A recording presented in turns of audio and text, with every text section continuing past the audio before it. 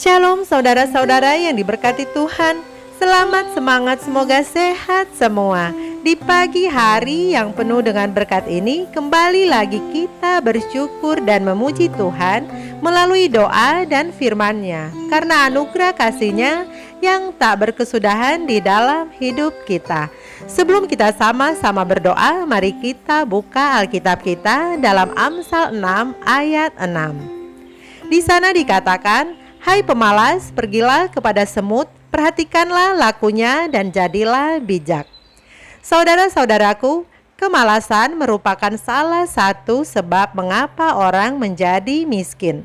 Sebab itu harus belajar dari semut yang rajin supaya kita menjadi bijak. Semut bukanlah binatang yang memiliki kekuatan, tetapi karena ketekunannya. Semut bekerja pada musim panas guna mempersiapkan makanan untuk persediaan musim dingin. Secara kontras, orang malas yang menghabiskan waktu dengan tidur akan menjadi miskin dan menderita kekurangan. Seorang pemalas ialah seorang yang terus menunda untuk memulai apa yang harus dilakukan dan tidak menyelesaikan apa yang telah dimulainya. Dan si pemalas, dia tidak ingin mengikuti jalan yang mendatangkan kesulitan bagi dia.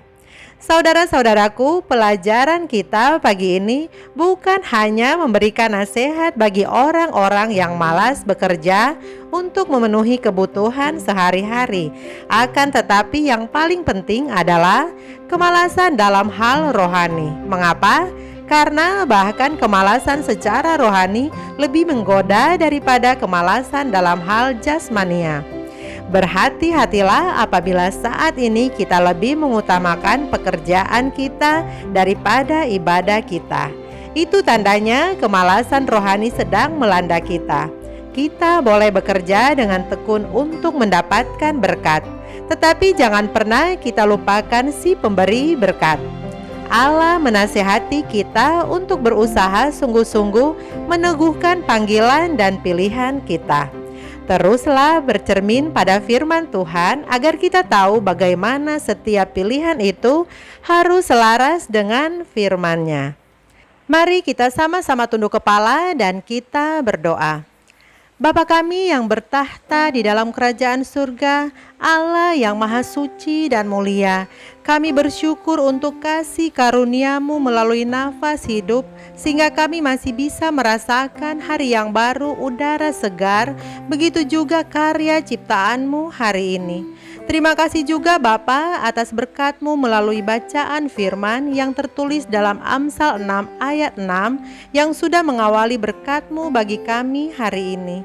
Saat ini kami mau bersatu hati menyerahkan hidup kami di sepanjang hari ini ke dalam tangan kasih-Mu, karena kami percaya Engkaulah Allah kami, sumber berkat yang selalu menyediakan kebutuhan kami tepat pada waktunya, baik kebutuhan jasmani terlebih kebutuhan rohani. Engkau juga Allah kami yang selalu setia menghibur dan menguatkan kami di tengah-tengah pergumulan hidup kami, kesusahan kami, kekhawatiran kami, duka cita kami, dan selalu mengangkat kami ketika kami jatuh dan menyucikan kami menjadi layak di hadapan-Mu. Terima kasih Bapa atas kasih-Mu yang besar bagi kami manusia yang berdosa besar ini. Bapa di surga, kami juga mau berdoa bagi hamba-hamba Tuhan yang setia di dalam pelayanan. Kami percaya Tuhan akan perlengkapi mereka dengan akal budi, kebijaksanaan, panjang sabar, kerendahan hati, ketulusan, kejujuran, serta kesehatan, semangat, dan sukacita surga di dalam pelayanan. Dan bersama-sama dengan keluarganya, Tuhan akan jauhkan mereka dari kuasa-kuasa kegelapan yang ingin menghancurkan pelayanan ini. Gantinya, Tuhan akan memberikan kemenangan atas berbagai-bagai pencobaan berlipat-lipat ganda. Di antaranya keluarga pendeta Denny Kanajo yang setia dalam pelayanan di daerah Nusa Tenggara Timur dengan tanggung jawab yang besar sebagai pimpinan. Bapa, bacaan renungan pagi yang akan menjadi berkat bagi kami saat ini, dengan kuasa Roh Suci kami percaya dapat menuntun dan membentuk hidup kami dari hari ke hari. Terpujilah nama-Mu Bapa, besarlah kuasa-Mu di dalam nama yang indah, Yesus Kristus Tuhan dan Juru Selamat kami. Amin. Saatnya kita akan mendengarkan bacaan renungan pagi kita hari ini, Jumat 19 Februari 2021. Judulnya, Kita Tidak Akan Punya Ilah Lain. Ayat intinya terdapat di dalam Keluaran 20 ayat 3. Jangan ada padamu Allah lain di hadapanku. Saudara-saudara yang diberkati Tuhan, 10 hukum yang berisi hendaklah kamu dan jangan kamu adalah 10 janji yang dipastikan kepada kita kalau kita mau menuruti hukum yang memerintah alam semesta. Tidak ada hukum moral yang diperintahkan dalam bagian manapun dari Alkitab yang tidak diukir dengan jari Allah dalam hukumnya yang suci itu pada 2 loh batu. Satu salinan diberikan kepada Musa di atas bukit Sinai. 4 hukum yang pertama memerintahkan manusia di dalam kewajibannya berbakti kepada Tuhan Allah kita dengan segenap hati dan segenap jiwa dan dengan segenap pikiran dan dengan segenap kekuatan. Ini meliputi manusia seluruhnya. Ini menuntut kasih yang begitu hangat, begitu bersemangat, sehingga manusia tidak dapat menghargai apapun dalam pikirannya atau kasih sayangnya dalam persaingan dengan Allah. Dan pekerjaannya akan membawa tanda tangan surga.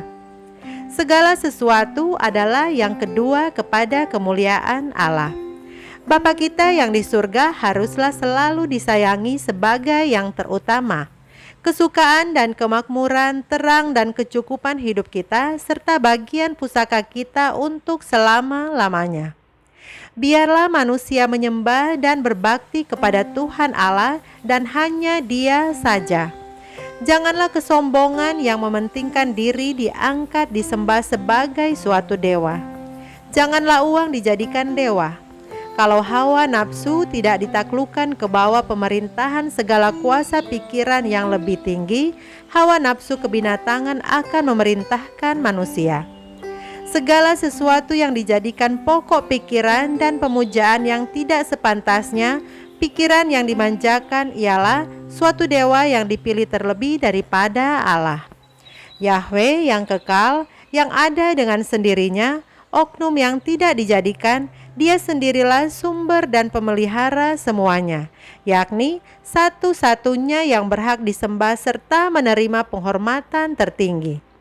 Manusia dilarang untuk memberikan kepada objek yang lain tempat terutama dalam kasih sayangnya ataupun pelayanannya.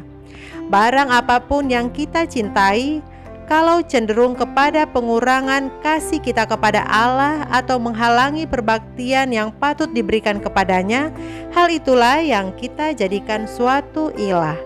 Demikianlah bacaan renungan pagi kita hari ini.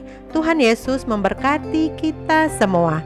Mari kita sama-sama tunduk kepala dan kita berdoa. Bapa di surga, kembali kami datang kepadamu Bapa. Kami bersyukur dan berterima kasih untuk nasihat firman-Mu yang selalu mengingatkan kami agar kami tidak menyimpang daripadamu, Allah yang telah membebaskan kami dari belenggu dosa. Tolong kami Bapa agar jangan kesombongan mementingkan diri, hawa nafsu, pikiran jahat, uang dan segala sesuatu yang dijadikan pokok pikiran dan pemujaan yang tidak sepantasnya itu memanjakan hidup kami, sehingga semuanya itu dapat menghalangi penyembahan dan perbaktian kami kepadamu.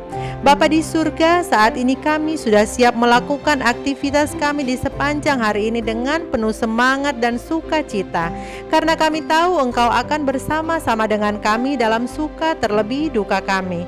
Inilah seru doa kami Bapa, di dalam nama yang indah, Yesus Kristus Tuhan dan Juru Selamat kami. Amin.